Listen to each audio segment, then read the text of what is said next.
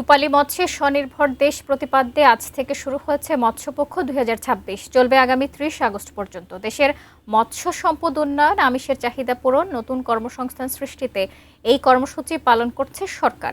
চাঁদপুর জেলা প্রশাসক কার্যালয়ের সামনে থেকে জাতীয় মৎস্যপক্ষ ২০২৬ কর্মসূচির বিস্তারিত জানাচ্ছেন প্রতিনিধি বিল্লাল ঠালি।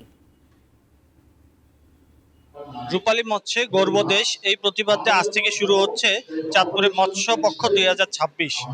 আগামী ৩০ আগস্ট পর্যন্ত এই কার্যক্রম চলমান থাকার কথা থাকলেও মূল কার্যক্রম চলবে ৩ দিন, আগামী ১৮ আগস্ট পর্যন্ত।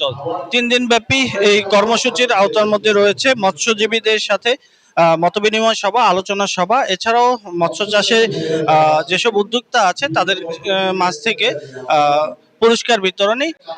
এই কর্মসূচি আয়োজনের বিষয় নিয়ে আমি কথা বলেছিলাম জেলা মৎস্য কর্মকর্তার সাথে। তিনি জানিয়েছেন যে দেশের মৎস্য সম্পদ উন্নয়নে আমিষের ঘাটতি পূরণ এবং নতুন কর্মসংস্থান সৃষ্টির লক্ষ্যেই সরকারিভাবে এই মৎস্যপক্ষ উদযাপন করা হয়ে থাকে।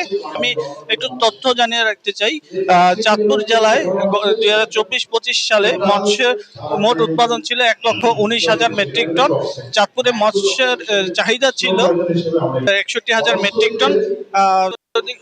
উদ্যোগ নেয় সরকার, সেই বিষয়টি তারা ভেবে দেখার জন্য আহ্বান জানিয়েছেন এবং যে নিষিদ্ধ জাল আছে সেটি বন্ধ করার জন্য আহ্বান জানিয়েছেন।